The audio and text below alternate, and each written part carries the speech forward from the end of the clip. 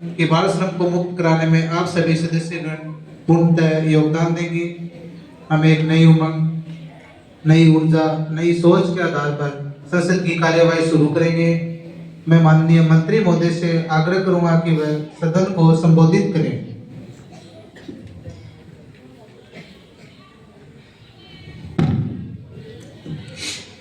धन्यवाद अध्यक्ष महोदय। संसद के सभी सदस्यों का आभार। आज हम संसद के अंदर एक विधेयक प्रस्तुत कर रहे हैं जो बाल श्रम मुक्त भारत के संबंध में है। जो 1986 बाल श्रम अधिनियम है उसके तहत उसमें थोड़ा परिवर्तन के तहत हम ये विधेयक लेकर आए हैं। 2001 से लेकर 2011 के दौरान बाल श्रमिकों की संख्या में कमी आई है, फिर भी सभी बच्चों की सुरक्षा और शिक्षा तक उनकी व्यापक पहुंच सुनिश्चित करने में कुछ अंतरालों का समाधान आवश्यक है, जिसमें सभी प्रकार के कार्यों बच्चों यानी जो 14 वर्ष से कम हैं के नियोजन को निश्चित करना और किशोरों जो 14 से 18 वर्ष तक के लिए खतरनाक रोजगार में लगे हैं उनके लिए कार्य को विनियमित करना भी शामिल है। धन्यवाद।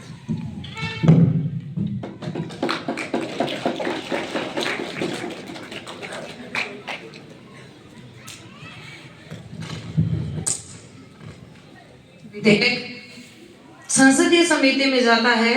प्रथम वाचन में शीर्षक और उद्देश्य पढ़ा जाता है। द्वितीय वाचन में वह संसदीय समिति के पास जाता है। संसदीय समिति के सदस्य अगर उसे संशोधन सहित अगर उसे वो पारित कर देते हैं या फिर आगे बढ़ा देते हैं तो द्वितीय वाचन के लिए वह विचार विमर्श के लिए पेश किया जाता है सदस्यों के बीच। उसकी प्रतिलिपियां बांटी जाती है, उसके बाद विचार विमर्श शुरू होता है।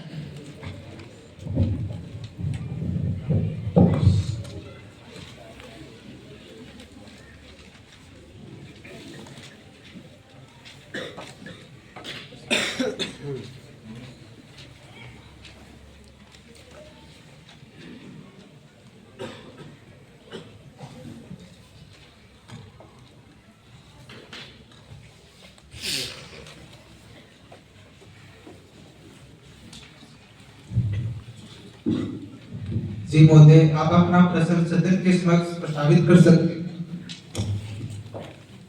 माननीय अध्यक्ष महोदय, आपकी आज्ञा हो तो मैं सत्ता पक्ष से प्रश्न पूछना चाहता हूँ कि पहले से बने हुए अधिनियम 1986 में ऐसी क्या कमी है जो आप उसमें संशोधन करना चाहते हैं? आपका इसका क्या औचित्य, क्या उद्देश्य है?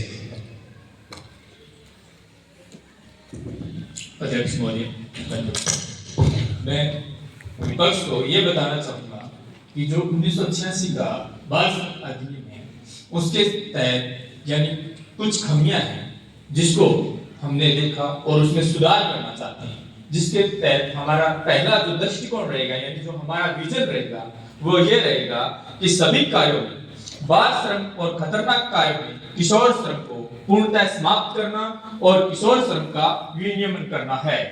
और दूसरा हमारा उद्देश्य रहेगा कि मानव प्रचालन प्रक्रिया की परिकल्पना हस्तक्षेप की अलग अलग अवस्थाओं में सरकारी, गैर सरकारी और सिविल सोसाइटी के संगठनों के कार्यकर्ताओं और विशेषज्ञों के लिए कानून लागू करने को सक्रिय साधन के रूप में की गई है। मानव प्रचालन प्रक्रिया के माध्यम से कथित दृष्टिकोण को प्राप्त करने के लिए हम कई प्रकार के उद्देश्य लेकर आए हैं। धन्यवाद। जी महोदय। आदरणीय महोदय, मैं आपके माध्यम से सत्ता पक्ष से प्रश्न पूछना चाहूँगा।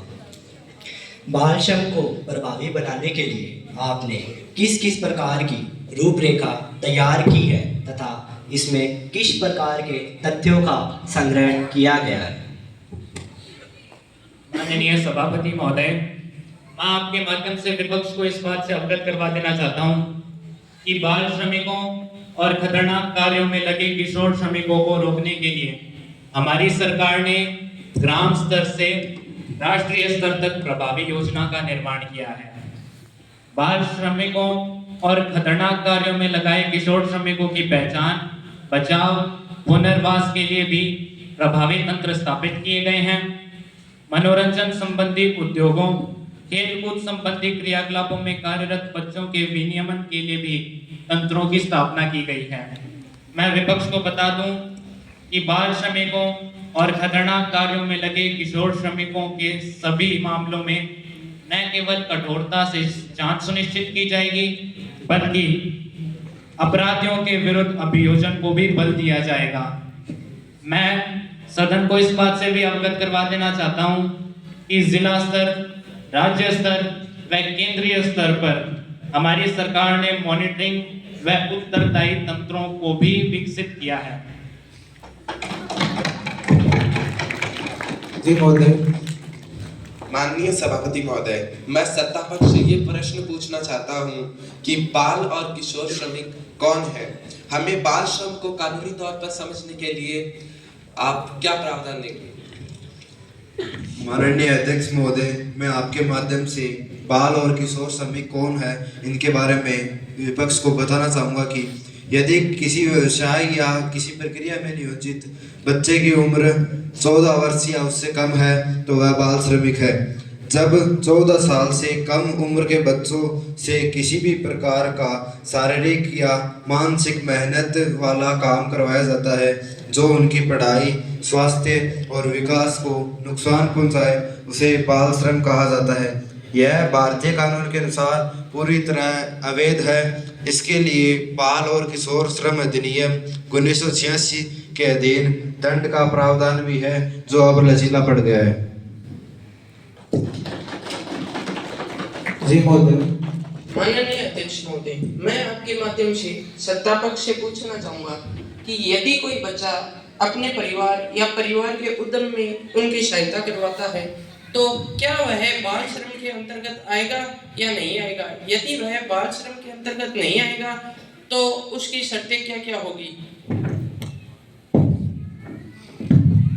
माननीय अध्यक्ष महोदय, मैं आपके माध्यम से विपक्ष दल को बताना चाहता हूं कि यदि कोई बच्चा अपने परिवार या पारिवारिक उद्यम में कार्य करता है, व्यवसाय या विनिर्माण कारोबार करता है तो वह बाल श्रम के अंतर्गत नहीं आएगा। इसकी निम्न शर्तें हैं। जो सहायता की गई है वह ऐसे खतरनाक व्यवसायों या प्रक्रियाओं में न हो, वो इस अधिनियम की सूची क में है। इसमें कोई ऐसा क्रियाकलाप शामिल नहीं होगा जो बच्चे या परिवार के उद्यम के लिए लाभकारी हो। बच्चे का परिवार उस परिवार का उद्यम स्वामित्व होना चाहिए। धन्यवाद। जी महोदय। माननीय अध्यक्ष महोदय, मैं आपके माध्यम से पूछना चाहूंगा कि बाल एवं किशोर श्रमिक जो खतरनाक रोजगार में लगे हैं उन पर रोक किस प्रकार लगाई जाएगी? आपने इनके निवारण के लिए क्या क्या प्रावधान किए हैं? कौन कौन से क्रियाकलाप हैं जो इनके अंतर्गत आएंगे? मैं चाहूंगा कि सत्ताधारी पक्ष इस पर थोड़ा प्रकाश डाले। माननीय अध्यक्ष महोदय, मैं विपक्ष को बताना चाहूँगा कि हमने बाल श्रम को रोकने के लिए क्या क्या कार्य किए हैं। बाल श्रम कानून बच्चों और किशोरों को खतरनाक कामों से बचाने के लिए बनाया गया है। सरकार, पुलिस, स्कूल और सामाजिक संस्थाएं मिलकर यह सुनिश्चित करती है कि बच्चों से काम न कराया जाए और समस्या मिलने पर उन पर जो उनसे काम करवा रहे हैं उन पर तुरंत कार्रवाई हो। लोगों को जागरूक करने के लिए मीडिया, स्कूल, पंचायत और पुलिस की मदद से अभियान चलाए जाते हैं। इन अभियानों से लोगों को बाल श्रम के नुकसान और शिकायत दर्ज करने के लिए पूरी जानकारी आसानी से मिल जाती है। डिजिटल टास्क फोर्स और श्रम विभाग के पेंशन पोर्टल की मदद से शिकायतें देखते हैं। माननीय महोदय, आपका समय सीमा समाप्त होती है। निरीक्षण करते हैं, बच्चों को बचाते हैं और नियमित मीटिंग, सर्वे और संयुक्त अभियान चलाकर बच्चों के लिए सुरक्षित माहौल बनाने की कोशिश करते हैं। खोए या बच्चे छुड़ाए गए बच्चों के डाटा, संवेदनशील जगहों की सूची और पुलिस विभाग के सहयोग से मिलकर रेलवे स्टेशन, बस स्टैंड, बाजार, उद्योगों जैसे खतरनाक स्थानों पर भी विशेष निगरानी रखी जाती है ताकि बाल श्रम समय रहते रोका जा सके।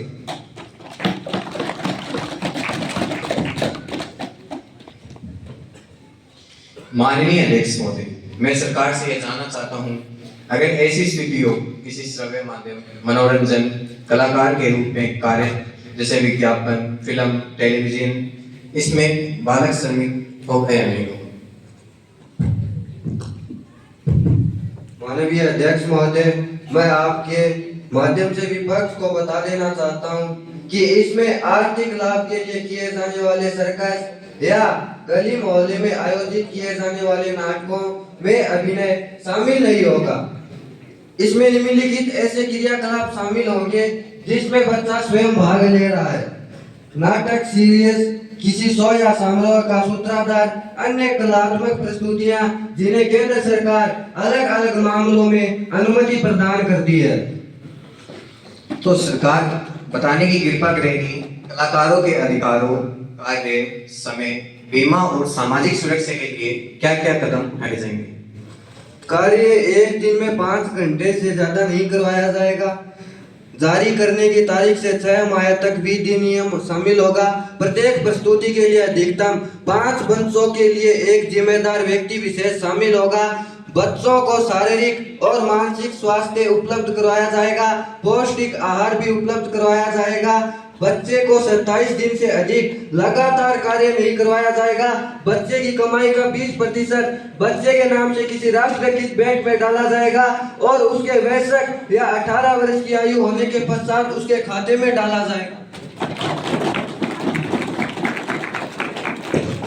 माननीय सभापति महोदय, मैं सत्ता पक्ष से यह पूछना चाहता हूं कि आखिर एक बाल श्रमिक की पहचान क्या है और हम इसकी सूचना प्राप्त कैसे करेंगे तथा किस स्थिति के अंतर्गत करेंगे? माननीय अध्यक्ष महोदय, बाल श्रमिक और खतरनाक व्यवसायों और प्रक्रियाओं में नियोजित किशोर श्रमिकों की पहचान के लिए हम सूचना निम्नलिखित स्रोतों से प्राप्त कर सकते हैं, जिसमें सर्वेक्षण, अग्रलक्षी जांच, संस्थागत शिकायत और हम अन्य स्रोतों से प्राप्त शिकायत से सूचना प्राप्त कर सकते हैं। धन्यवाद। जी महोदय। अध्यक्ष महोदय, मैं आपके माध्यम से पूछना चाहूंगा कि जैसा कि विपक्ष ने एक प्रकार के बचाव दल का बताया है, तो उस बचाव दल का गठन किस प्रकार करा जाएगा, उसकी तैयारी क्या है सरकार के पास?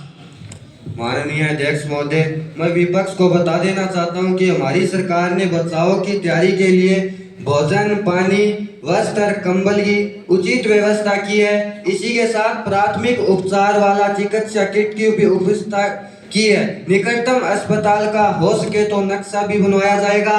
आपात स्थिति में चिकित्सा सहायता की उपलब्धता के साथ एक एम्बुलेंस हमेशा तैयार रखा जाएगा। पीड़ित बाल किशोर श्रमिकों और आरोपियों को अलग अलग ले जाने के लिए पर्याप्त संख्या में वाहन तैयार रखेंगे। इस संबंध में ICPM पुलिस या NCAP योजना के तहत अधीन गठित राज्य संसाधन केंद्र द्वारा सहायता भी प्रदान की जाएगी। सबूतों को एकत्रित करना, बचाव के स्थान से एकत्रित किए जाने वाले सबूतों के लिए तैयारी सुनिश्चित की गई है। इसी के साथ बचाव टीम का भी प्रबंधन किया गया है और सहायता हेतु संवेदनशील वीडियोग्राफी या फोटोग्राफी की भी व्यवस्थाएं की गई है। जी माननीय महोदय। आदरणीय महोदय, मैं सत्ता पक्ष से एक और प्रश्न पूछना चाहूंगा कि बाल श्रम से संबंधित सूचना कौन देगा और शिकायत कहां दर्ज करानी होगी। इसके साथ ही शिकायत में किन तथ्यों का उल्लेख किया गया है। धन्यवाद। धन्यवाद अध्यक्ष महोदय। मैं विपक्ष को ये बताना चाहूंगा कि बाल श्रम की अधिकार के अंतर्गत सूचना कौन दे सकता है। तो सूचना कोई भी व्यक्ति दे सकता है, चाहे वो सिविल सोसाइटी का सदस्य हो, संस्था या संगठन बाल श्रमिकों या खतरनाक रोजगार में लगे किशोर श्रमिकों से संबंधित घटना की रिपोर्ट श्रम रोजगार और मंत्रालय के पेंसिल पोर्टल पर, टेलीफोन पर, पत्र भेजकर या लिखित शिकायत कर सकते हैं।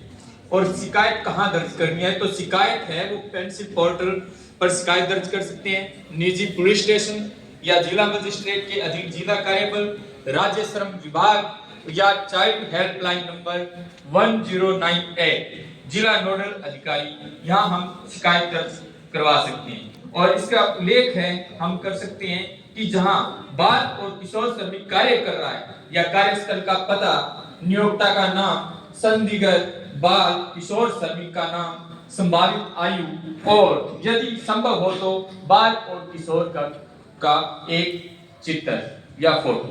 धन्यवाद। जी माननीय महोदय, मैं सत्ता पक्ष से पूछना चाहूंगा कि वे इन बाल व किशोर श्रमिकों के बचाव के बाद क्या क्या कार्य करेंगे। स्पीकर महोदय, मैं आपके माध्यम से सर्वप्रथम विपक्ष को यह बात स्पष्ट कर देना चाहता हूं कि छुड़ाया गया बाल अथवा किशोर किसी भी प्रकार का अपराधी नहीं माना जाएगा। सर्वप्रथम मामले के संदर्भ में पुलिस थाने में FIR दर्ज करवाई जाएगी तथा इसके पश्चात पीड़ित को कानूनी सहायता प्रदान की जाएगी। जी माननीय महोदय। महोदय, मैं इनके उत्तर के बाद में एक और प्रश्न पूछना चाहूंगा। छुड़ाए गए बच्चों की मूलभूत आवश्यकताएं अवश्य पूरी करने के लिए ये क्या क्या प्रावधान देंगे। मैं सदन को अवगत करवा दूं कि सर्वप्रथम बाल कल्याण समिति के समक्ष मामले को पेश किया जाएगा तथा चिकित्सा संबंधी आदि सभी कार्यवाहियां की जाएगी। पीड़ितों की काउंसलिंग की जाएगी, पीड़ितों को सहायता प्रदान की जाएगी तथा उनके बयान दर्ज किए जाएंगे। मैं विपक्ष को इस बात से भी अवगत करवा देना चाहता हूं कि गवाह की सुरक्षा संबंधी सभी कार्यवाहियां गुप्त रखी जाएगी और विचारण की प्रक्रिया सुरक्षा की दृष्टि से वीडियो कॉन्फ्रेंस के माध्यम से की जाएगी। निम्न उद्देश्यों के आधार पर सभी संसदीय गण के मतदान के माध्यम से विधेयक को पारित करने की प्रक्रिया शुरू की जाएगी। जो भी सदस्य विधेयक पारित के संदर्भ में सहमत हैं वह अपना मतदान दे सकते हैं।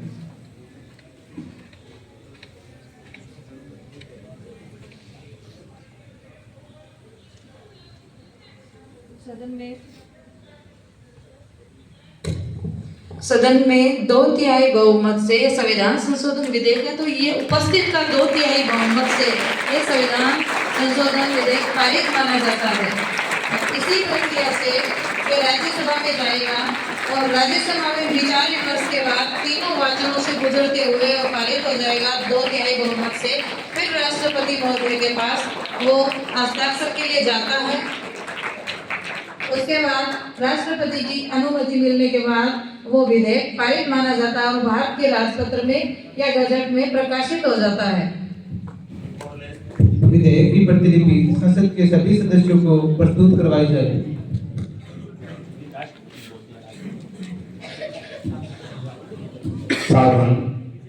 आज हमने संविधान दिवस के अवसर पर एक वक्तव्य के रूप में संसद में किस प्रकार से सत्र चलता है और ये बाल संसद का विशेष सत्र के नाम से अपने आज संविधान दिवस के अवसर पर और ये कार्यक्रम किया, हम सबके लिए सौभाग्य का विषय। ये अपने न्यायाधीश जो प्राधिकरण है यहाँ पर, जिसमें जिला न्यायिक विधिक न्याय सेवा के जो हमारे सचिव हैं शरद कुमार जी व्यास हमारे मध्य में उपस्थित हैं। हम सबके लिए बहुत ही सुखद दिन है ये, क्योंकि आपका पिछले कई दिनों से बराबर आशीर्वाद मिल रहा है। ये इन दिनों में आपका तीसरी बार हमें विद्यालय में आना हुआ है। पिछले दिनों एक बड़ा कार्यक्रम भी आप के मार्गदर्शन में यहाँ हुआ। आप यहाँ पधारे, आपका स्वागत, अभिनंदन। और मुझे निश्चित रूप से आपका स्नेह और आशीर्वाद हम सबको इस विद्यालय को मिलता रहेगा। और संविधान की जो प्रस्तावना उद्देश्य का है वो आप आज हमारे सभी भैया बहनों पर हम सबको और करवाएंगे इसकी घोषणा।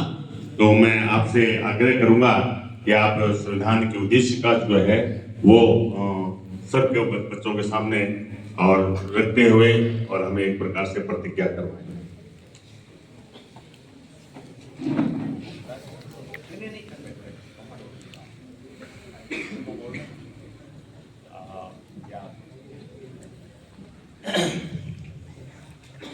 आप सभी को विधि दिवस की और उससे बढ़कर संविधान दिवस की हार्दिक शुभकामनाएं।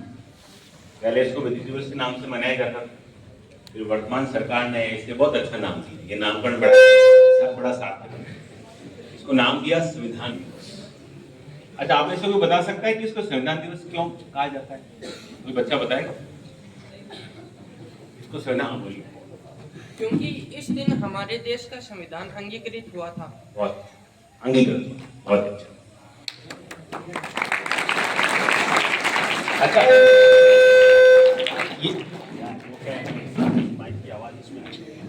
अच्छा एक चीज और मुझे बताएं कि अब ये जो अंगीकृत हमने आज किया, अब इसकी मतलब क्यों मनाया जाता है? अंगीकृत किया ठीक है, इसका उद्देश्य क्या है? इसके दिन हमसे क्या अपेक्षा की जाती है? देखो, जिस प्रकार से 26 जनवरी है, जिस प्रकार से 15 अगस्त है, वैसा ही ये दिवस है। 15 अगस्त और 26 जनवरी का जो फलीभूत हुआ है ना, वो ये 26 नवंबर। हमने जो लड़ाई लड़ी सैकड़ों साल, किसके लिए लड़ी? हमारे मूल अधिकारों के लिए, हमारे लोकशाही के लिए, हमारे खुद के स्वराज के लिए। वो हमको आज एक कानूनी जामा पहने हुए हमको जो एक प्रावधान मिला था, वो था संविधान। उसके लिए हमने ये सब, तो हमारा ये उद्देश्य है कि हम आज के दिन अपने संविधान की विशेषताओं पे बात करें, संविधान की विशेषताओं पे बात करें कि पहली बार मतलब हमने ये माना कि हमारे जो देश के वासी हैं उनको मूल अधिकार प्राप्त होंगे, समता का अधिकार प्राप्त होगा, स्वतंत्रता का अधिकार प्राप्त होगा, हमें अपने मन माफिक जैसा हमारा मन चाहता है उसको पूजने का अधिकार प्राप्त होगा, हमको सबका वोट अधिकार बराबर होगा, किसी भी वर्ग जाति क्षेत्र का है, सबका वोट का अधिकार एक ही है। भारत का प्रधानमंत्री का भी एक ही वोट गिना जाता है और किसी गांव में रहने वाले किसी रामलाल का वोट भी एक ही गिना जाता है। ये हमको ये बहुत बड़ी चीज है। तो इसी उद्देश्य से ये संविधान दिवस मनाया जाता है कि हम आज के दिन बैठ के अपने संवैधानिक मूल्यों पे बात करें। तो ये एक मैंने एक काम सौंपा था, मैंने तो केवल बीज ही रोपा था, प्रिंसिपल साहब ने इसको बहुत ही बड़ा वटवृक्ष बनाया और मैं यहाँ खुद देखने इसलिए आया कि मैं देखना चाहता था कि आपकी क्या रूपरेखा है। और मैं बड़ा ही मुझे आत्मसंतुष्टि मिल रही है कि बहुत ही सुंदर और बड़े अनुशासित माहौल में आपने ये कार्यक्रम किया। बाल संसद, अच्छा मुझे कोई आप इसे बताएगा कि ये बाल संसद में भाग लेने के बाद क्या चीज आप नहीं सीखी कि आपको ये लगा कि अगर मैं भाग नहीं लेता तो शायद मेरा नुकसान हो जाए? ऐसा कोई बच्चा बताएगा? और कोई बताए क्या चीज सीखी कि अगर मैं ये भाग नहीं लेता? तो मुझे ये बात आज पहली बार पता चली। कोई बोले, बोलिए। बस बहुत अच्छी बात। देखो ये पब्लिक स्पीकिंग होती ना, ये बहुत बड़ी चीज होती है। जब मैंने भी अपने कॉलेज में सबसे पहले मंच पे मैं आया था तो मेरे पांव ऐसे दूज रहे थे, मैं ऐसे पांव को ऐसे खड़ा करके मैं बैठा। ये ऐसा साइकोलॉजी के लोग कहते हैं कि कई लोग तो ऐसे हैं जो ये सोचते हैं कि मुझे मंच पे भाषण दूं या मर जाऊं तो मरना पसंद करते हैं। इस हद तक का इसको भय मानते हैं, जबकि ऐसा कोई भय नहीं है। अगर आपकी क्लियरिटी ऑफ थॉट्स है, आपके पास कंटेंट है, तो क्यों ना बोलें। देखो विश्व में उन्होंने ही प्रगति की है, ये सारे जो नहीं है देखो आप ये सारे चित्र लगे इन सन ने अभिव्यक्ति करके ही बने। अगर ये अभिव्यक्ति नहीं करते तो ये यहाँ नहीं। तो उनका अगर एक गुण अगर लिया जाए सब में तो वो क्या था? अभिव्यक्ति।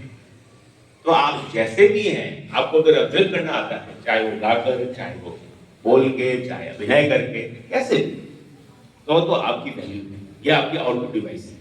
तो बहुत अच्छा बोला, नेतृत्व करने की। मैं भी इनसे आपके विधु साहब से ही बात कर रहा था कि हमारे स्कूल में कहीं भी राजनेता बनने की गुण नहीं सिखाए जाते। ये हमारी सबसे बड़ी खामी है ना। नेता कैसे बने? नेता की आवश्यकता नहीं है हमें, हमको डॉक्टर इंजीनियर की आवश्यकता है नहीं, हमको नेताओं की आवश्यकता भी है, हमको अच्छे वक्ताओं की आवश्यकता भी है, हमको अच्छे पेंटर की आवश्यकता भी, हमको अच्छे खिलाड़ियों की भी आवश्यकता है, हमको अपने खुद को स्वस्थ कैसे रखें इसका ज्ञान की भी आवश्यकता है। तो ये हमारा प्रयास था कि बाल संसद के माध्यम से हम आपको ये बात कि आप समझे कि हमारे देखो एक आपने देखा इन्होंने एक शब्द बोला था 3 वचन होंगे ना।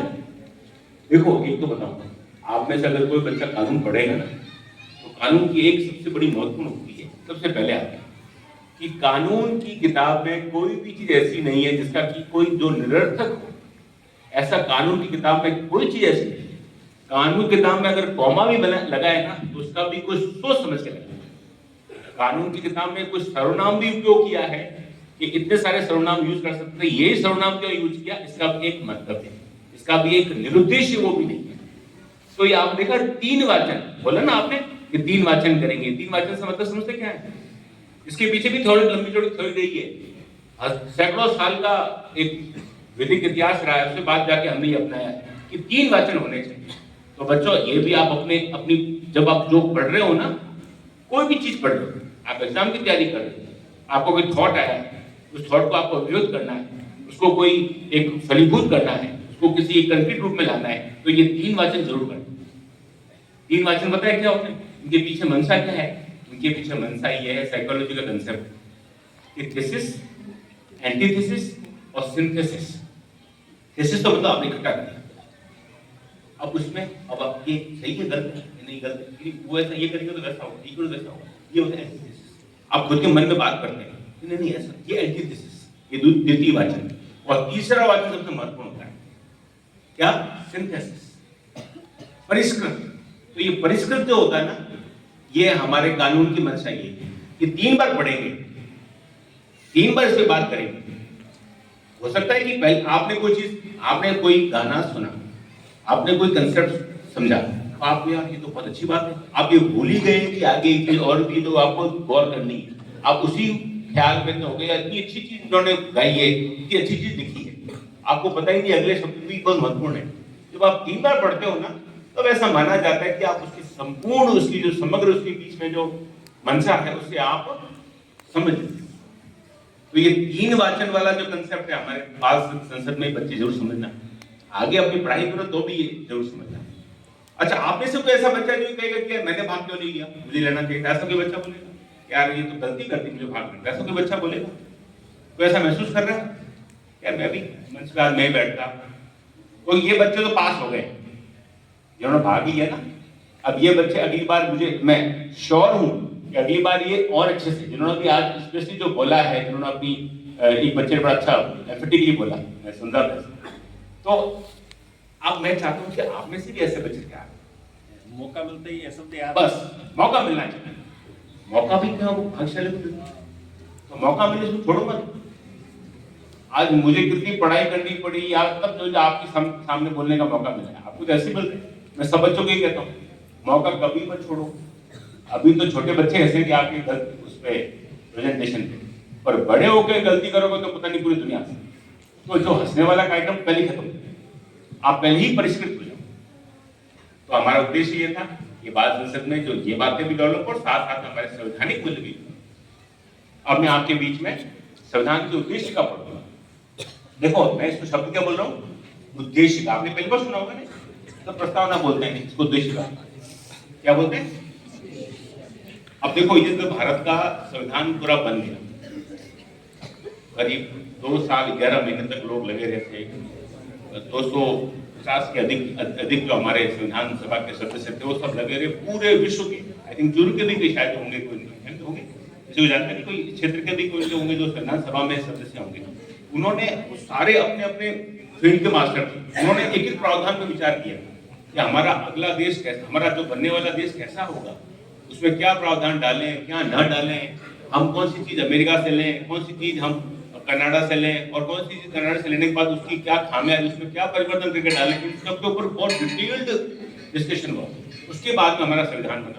अब संविधान बन गया, उसके बाद बोले कि हमको ये अपनी उद्देश्य का बनानी है। क्या बनानी है? उद्देश्य का, कि हम पूरे विश्व को बोल रहे हैं। ये जो प्रीएम्बल है वो क्या है? ये पूरे विश्व को बोला जा रहा है। इसके द्वारा आपको सेंटेंस पढ़ते होंगे ना, उसमें होता है ना subject verb and object. Subject तो जरूरी है, डूअर होता है, सब्जेक्ट होता है, कर्ता होता है। अब इस स्टेटमेंट का कर्ता कौन है? कोई मुझे बताएगा प्रीएम्बल शुरू कैसे होती है?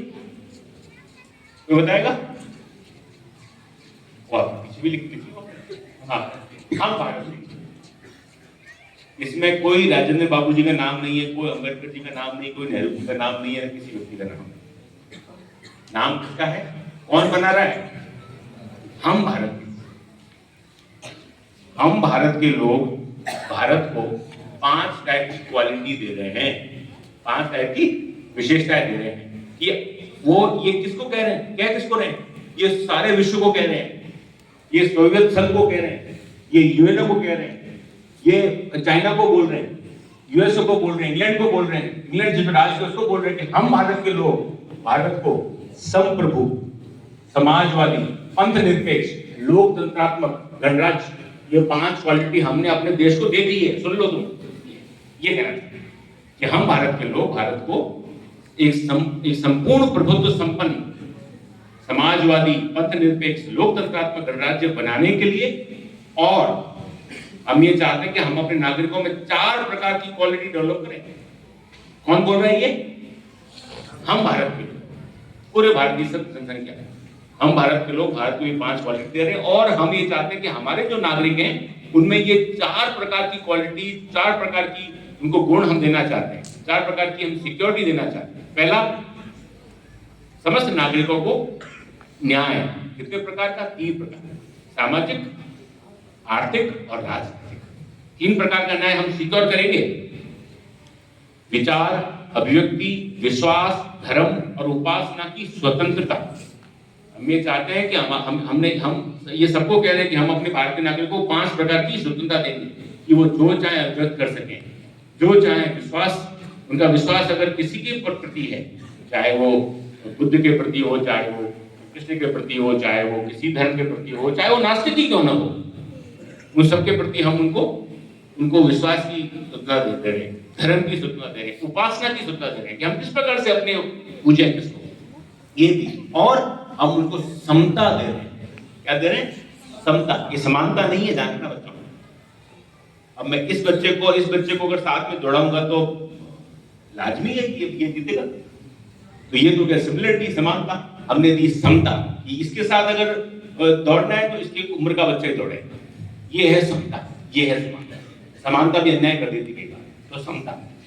ठीक है, समता किस प्रकार की? 2 प्रकार की। एक तो समता प्रतिष्ठा की, और एक अवसर की, कि सबको अवसर की समानता मिले, सबका स्टेटस एक हो, और उन सब में ऐसी हमको बंधुता पैदा करनी है। बंधुता मतलब सब एक ही, कोई पंजाबी नहीं है, कोई बंगाली नहीं है, पहले सब भारतीय, नेशन फर्स्ट। हम ये एश्योर करेंगे कि हमारे यहाँ पे फ्रेटर्निटी हो, बंधुता हो, और बंधुता कैसी हो? जो व्यक्ति की गरिमा का भी ध्यान रखे और साथ साथ में राष्ट्र की एकता और अखंडता के ध्यान रखे। इन सब बातों, इन 4 क्वालिटी को देकर हमने दृढ़ संकल्प होकर अपनी इस संविधान सभा में, कब? 26 नवंबर 1949 एतद द्वारा इस संविधान को अंगीकृत, अधिनियमित और आत्मर्पित करता है। कितना अच्छा शब्द! We do hereby adopt, enact and give to ourselves this constitution। तो यह हमारी प्रियम्बल है। क्या है? प्रियम्बल, उद्देशिका। ये क्वालिटी हमें दे दी है। तो हमारा राजा कौन है? हम भारत के लोग। लोकशाही, हम ही खुद के राजा हैं। स्वमेव मर्गन्धता, कि हम ही खुद के राजा हैं। हमने खुद का राज्याभिषेक कर दिया है कि हम भारत के लोग भारत को ये 5 क्वालिटी देंगे और हम ये बातें स्वीकार करेंगे। तो आज का दिवस किसके लिए है? कि हम आज का दिन हम संविधान के जो मूल आदर्श हैं उनके ऊपर हम बात करें कि हमारी समता क्या है, हमारी बंधुता क्या है, हमारी लिबर्टी क्या है, हमारा फ्रीडम क्या है, हमारा सेक्युलर एस्पेक्ट क्या है, हम सोशलिस्ट हैं, हम पंथ निरपेक्ष हैं, इस पे बात करें। तो आपने बहुत अच्छा कार्यक्रम आयोजित किया, पिछली बार भी बहुत अच्छा कार्यक्रम आयोजित किया, और आप सब बच्चे ऊपर तो बैठे हैं, वो तो अनुशासित है ही, नीचे जो बैठे वो अनुशासित है। ये बहुत ही अच्छी बात है, बहुत अच्छी बात है। मतलब शायद मैं भी नहीं बैठूं। तो ये मैं आप एक दिल से आभारी हूँ, आप संस्था प्रधान का और समस्त यहाँ के, और जिस आपके टीचर ने भी ये प्लानिंग करी ना, ये बहुत अच्छी थी। मैं मेरे से आशा की, आशा से परे कि आप इतना अच्छा किया। तो मेरी आशा है कि आप इस प्रकार से बच्चों के बीच में, हम आपको पता है ऐसे करते हैं ना, लीगल अवेयरनेस क्लब आपने खुला हुआ है ना, उसमें बच्चे भाग लो। अगला विषय बहुत अच्छा दिया हमने, हमारे संवैधानिक आदर्श ही। अगली बार का जो विषय है ना स्पीच का, वो क्या है? हमारे कॉन्स्टिट्यूशन वैल्यूज, हमारे संवैधानिक मूल्य, हमारे संवैधानिक आदर्श में चाहता उसको अच्छा बोलो। डेमोक्रेसी का टॉपिक भी है, उसमें राइट टू एजुकेशन का टॉपिक भी है, उस पर अच्छे से पढ़ के इस बहाने आप थोड़ा सा पढ़ोगे, इस बहाने आप देखोगे कि हो क्या रहा है। आपके लिए बहुत सारा भारी लगेगा, पर आप एक खोजी प्रवृत्ति डेवलप होगी कि मुझे आप देखो बच्चों ने भाग लिया, भी बाल श्रम है अपराध है, पर बाल श्रम तो अपराध है, पर अगर वो खतरनाक कामों में किया जाए ज्यादा अपराध है ना, ये प्रावधान है। तो आपने अच्छा इसको बिल पेश किया, इसके बारे में वाचन किया, डिबेटिंग आप क्वालिटी डेवलप की, हम चाहते हैं सॉफ्ट स्किल्स डेवलप और साथ साथ में हमारे विधिक मूल्य भी डेवलप। आपने कार्यक्रम आयोजित किया, आप सभी को पुनः विधि दिवस की